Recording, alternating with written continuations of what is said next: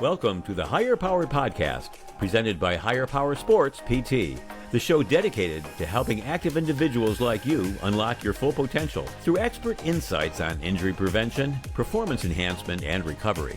Kurt Kessler is a board-certified specialist in sports physical therapy and an athletic trainer. In each episode, he and his guests bring you the latest evidence-based strategies to help you move better, feel stronger, and stay injury-free. Let's learn together.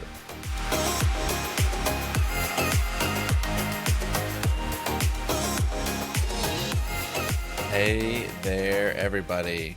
Welcome back to another episode of the Higher Powered Podcast. For today's topic, we're going to be discussing load management. This has been sort of a buzzword or a buzz phrase in the sports medicine community over the past couple years.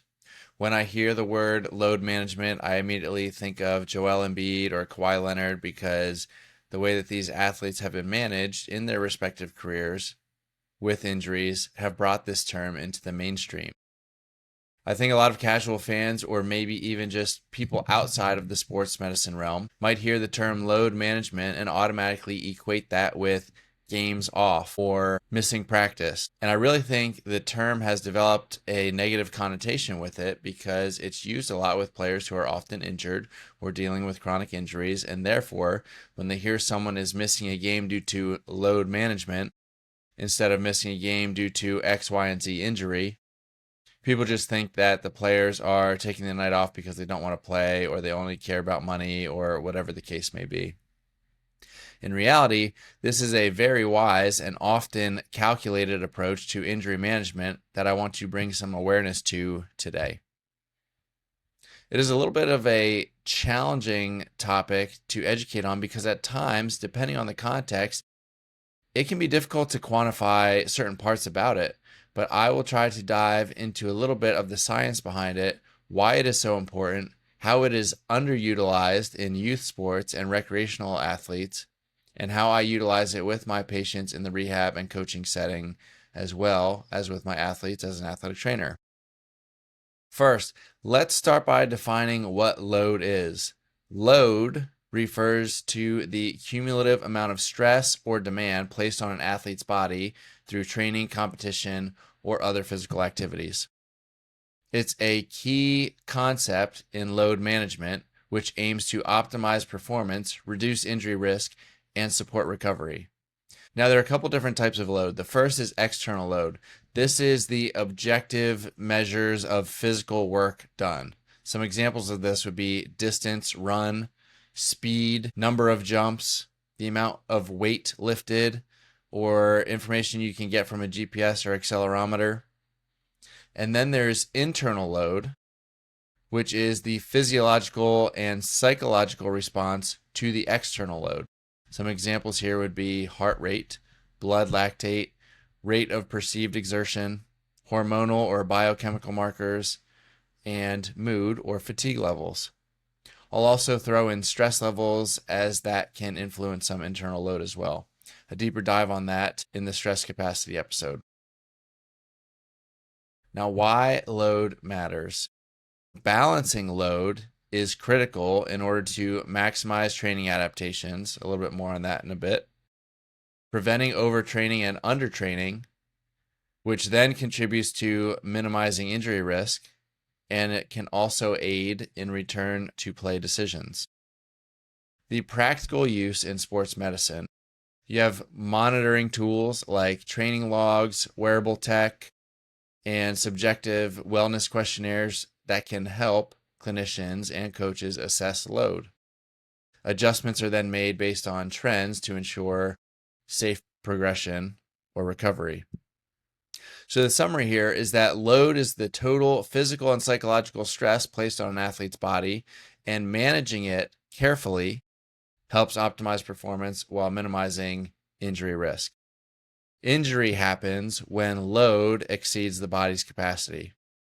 Here's a little bit of a black and white example. Say my body's capacity is that I can squat 100 pounds, but I try to squat 200 pounds. Trying to move 100% more than my capacity would result in major acute injury, pull a muscle, tendon tears, abdominal hernia, whatever the weak link is there, When a major load is put on a tissues that far exceeds the capacity, physics will win.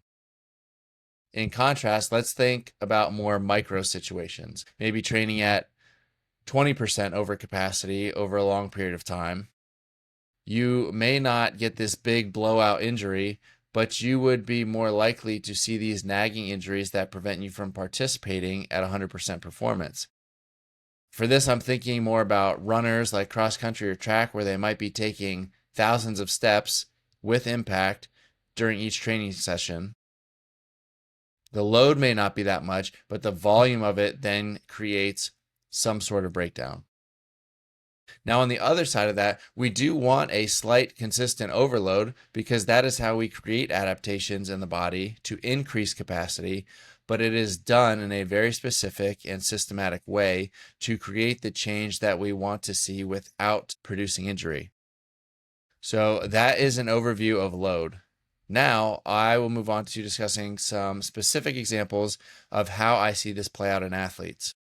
One scenario, school is out for the summer, and most people have summer vacations, and sports schedule drops to a couple times a week or just here and there, or just pick up games.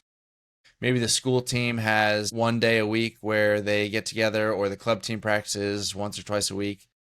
There are some athletes that go to every event. There are some athletes that go here and there are some athletes that don't go at all and then show up for preseason. It's really when you have the kids that do little to nothing all summer and then jump into preseason, where they are now being asked to run multiple miles a day, sprint, change direction, and their body just isn't ready for it, and therefore will break down very quickly from that giant spike in workload. My own little story with this. Now, I graduated high school 15 years ago, and information, resources, and the landscape of youth sports was much different back then. It was even more different 30 years ago. But we would just have like a kick around for soccer maybe once a week, and then we get together and just play and scrimmage. There might be times throughout the summer where I'd get together with my friends and play some pickup soccer. I would work out with my coach on goalkeeper specific things, but the thing that got me every single preseason was my right hip flexor. We would start preseason, and all of a sudden, I would be taking 50 goal kicks in a day that I wasn't doing in the summer. I would be punting 50 times a day. I'd be passing the ball 1,000,000 times a day, and I just wasn't getting those consistent reps over the summer. And then all of a sudden, this giant spike in workload during the preseason, and my hip flexor would be screaming. I would have to get it wrapped every day by our athletic trainer at that time. I was also not doing any consistent or specific strength training. Like, there are ways that you can prepare those hip flexors for this type of event. One, with strengthening, and two, with a gradual increase in volume of taking these types of kicks. That would have solved the issue that I had every single preseason, but I didn't know this information at the time. Neither of my parents work in or know much about the medical field, and to be honest, even those who work in the medical field may not have the sports background or the sports specialty or some of the additional postgraduate training that goes into learning these principles. The information is out there. People like myself are out there, but people just don't know where or how to look for it or how to apply it on their own. So while it bothers me in the sense that I know how to help and prevent this, I also know that the awareness for stuff like this is just lower across the board and can't really expect much difference. Another scenario, you have a spring sport athlete, so that's boys lacrosse, girls lacrosse, softball, track, baseball, whatever it may be, club sports. They have some kind of injury that happens during the spring season. Everybody's favorite remedy is rest. Rest is really great for getting out of pain. It's not great for overcoming an injury for good. So they rest it for a few weeks after the spring season starts to feel better. They are not stressed or loaded in the same way that they are during a season over the summer. And then preseason rolls around for fall sports, and within the first 2 days, that same spring injury pops right back up because there was no plan in place or no plan executed to address the issue. There's no plan in place to build strength. There's no plan in place to work back up to return to sport or performance. It's just like putting makeup on to cover it and then preseason starts and it all gets exposed. This is the scenario that bothers me the most because it's not as much lack of information as much as lack of effort or willingness to invest resources for those who are able to. The expectation that an injury will just go away forever with rest is not one that is in line with reality most of the time. The last scenario I'll discuss is those who are playing year-round consistently, but aren't filling the gaps, so to speak, and then experience this adaptation of heavily using certain muscle groups and not training others. In my personal experience, the two groups of athletes that fall into this bucket the most are field hockey players and runners. That's not to say it doesn't happen in other sports, but these two groups have some very distinct movement patterns in their sport, and I'll explain that a little bit here. And I think ultimately this goes back to the culture of youth sports in our country where everything is dominated by AAU and club teams and college showcases and recruiting tournaments and everything to get exposure in that setting. But kids still want to play and want to play for their school. So it creates this environment of year-round competition, year-round of playing these sports. But what ends up happening is these kids end up using the same muscle groups over and over and over again and become overtrained in certain movement patterns and undertrained in others. Over time, this changes how the body moves, and then different structures start to break down. And then you combine this with all those workload factors that I talked about earlier. So let's take the sport of field hockey, for example. The region that I live in is like a hot spot for field hockey talent in our country. And the high school that I work with is perennially one of the best in the state. So there's a lot of competition for playing time to get on the field for this top level program. Almost all of these girls play year round because if you're not, then you're at risk of falling behind everybody else. Whether that is just perception or reality, I'm not totally sure. How this plays out is these girls are in the distinct position that field hockey players are. Think more of that like crouched or mini squat position with a lot of trunk flexion or bending forward because the stick is on the ground. If they have the ball, they are pushing it along while running in this position, and the defenders are running along with sticks down in this position next to them. When you spend so much time in this position, the body is going to adapt to that. The most common adaptations that I see in this group is they become very quad dominant and utilize the muscles on the front half of their body like quads, hip flexors, which then become adaptively shortened. They end up with an undertrained posterior chain, or in other words, their hamstrings and glutes or butt muscles have a hard time doing their job. They have a hard time getting into hip extension because most of their sport is played in hip flexion. They also need to keep their head up to see what's going on, which leads more to lumbar extension or low back extension.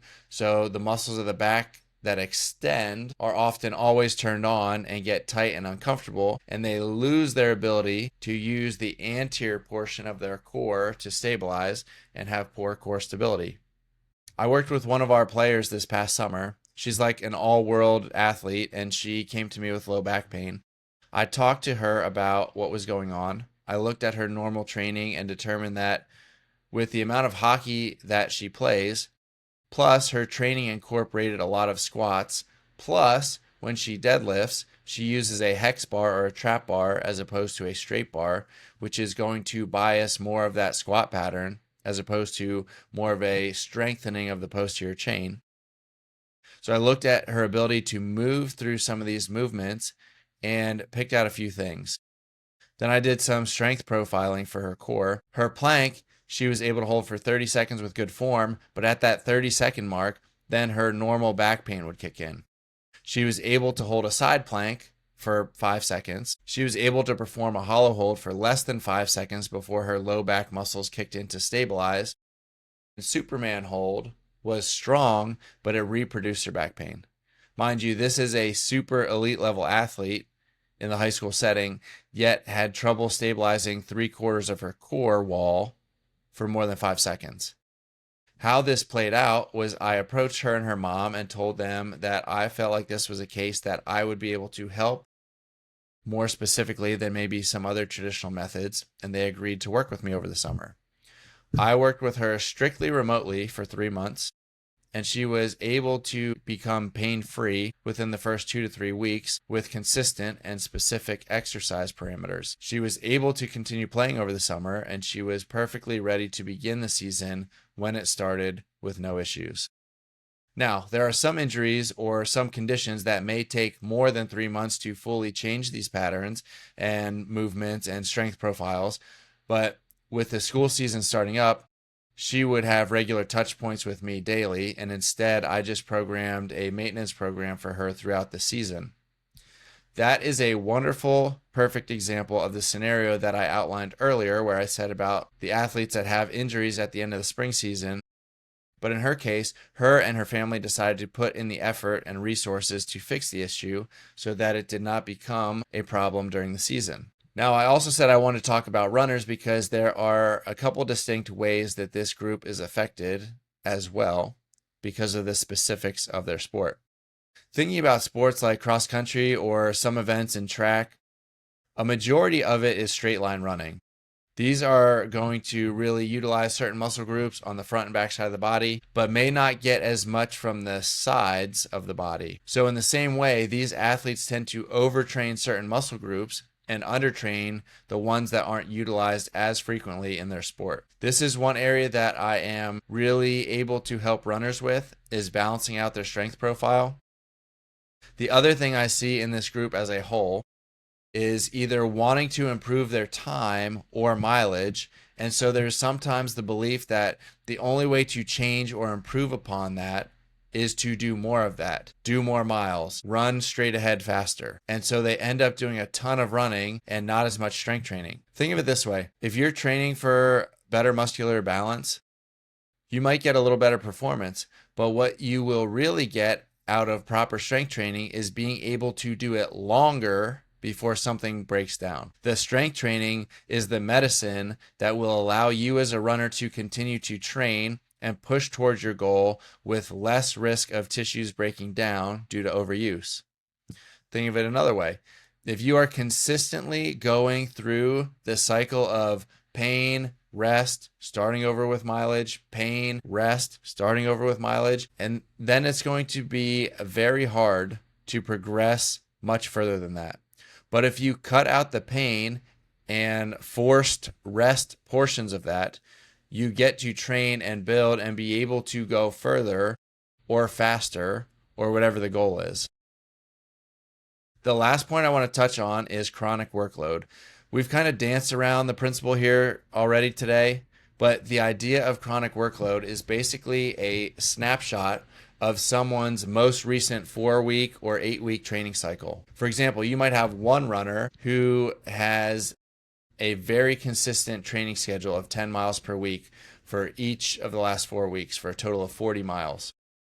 Then you have another runner who has also ran 40 miles in the past 4 weeks, but 35 of those miles came 4 weeks ago and has only run 5 miles since. The way that I would approach the next 4-week training cycle would be vastly different for each of those individuals. The second runner would benefit more from a gradual, steady progression back into that normal workload because there has not been much going on the past few weeks. Whereas runner number one will also get gradually progressed forward, but with an already established chronic workload baseline. I don't know if I did a great job of explaining that, but it's the spike in workload that we're looking to avoid because that is when the tissues, whether muscles, tendons, whatever it may be, tend to get unhappy with that spike in workload. That is often where we see some of the biggest breakdowns is when people do too much activity too soon, too fast, because they think, well, I did it a month ago, I should still be able to do it now. But that's not how it works. You see this a lot with recreational athletes or weekend warriors, guys like myself who don't consistently run or consistently play basketball, but then go out and tear their Achilles because the tendon is not accustomed to that workload. That is a huge thing that is overlooked in the lower level of sports, that can really go a long way in preventing some of these injuries that pop up. How I do this with my clients is that we take more of the long view approach instead of chasing the quick fix that everybody wants. Because the more you try to rush an adaptation, the more you fall into these big spikes in workload, and the fix becomes much more complicated. So I utilize this approach with my hybrid and fully remote clients. I measure specific movements and observe different movements to get a better understanding of how the person is moving and how to solve their movement problem. Then I prescribe specific exercises for that problem and dose them specifically for whatever the goal is. Meaning, if we need more mobility, things are going to be dosed in a certain manner. If we need more strength, things are going to be dosed in a certain manner. If we need to address tempo, things are going to be dosed in a specific manner. And over time, we make these little adaptations that add up to a big change. The exercises are prescribed through an app that allows the client to record their response and record videos for me to check for them when it's needed. I will prompt them to give me information that I'm seeking to ensure that the exercise that I've given is having the effect that we both want. It's a very specific approach because I want to get specific results for people in the best fashion that I know how. For those that I work with using a hybrid approach, we get the in-person touch point during their scheduled visit, and then we get multiple touch points throughout the week as they go through their exercise. This is a bit different than the traditional PT setting because unlike a home exercise program where you're given a handful of exercises to complete on your own with no guidance or feedback, I am very diligent about providing feedback on those exercises so that my client can get the most out of the time in between our in-person sessions and make our in-person sessions more efficient so that we don't have to spend a lot of time catching up on what has been happening in between visits. For fully remote clients, it works the same way. We just don't have that in-person visit. And over the course of time, I'm able to look back at responses to different workload, responses to progressions, identify trends in movement or training, and it takes out a lot of the guesswork that you would find in a lot of other settings that aren't able to track and monitor these data points of your health over time. Having that data allows me to make more educated decisions for return to sport activity or whatever the goal is. Here are my takeaways from today's episode. There are professionals like myself whose sole focus is to help you reach your goals or help you unlock the doors preventing you from reaching your goals. Oftentimes this manifests or these partnerships form because of pain, but it doesn't have to. Number 2, slow and steady wins the race. Meaning consistent, graded efforts produce results. The body is not meant to yo-yo between extremes. Think about dieting, which is not encouraged. Check out episodes 9 and 10 with Angie Dye for more on that. For example, fad diets are not sustainable. For weight loss, you're aiming for 1 to 2 pounds a week. 6 pounds of weight loss every week is not sustainable. It's the same idea for exercise. Mild increases in resistance is sustainable. The strongest athletes aren't jumping high weights.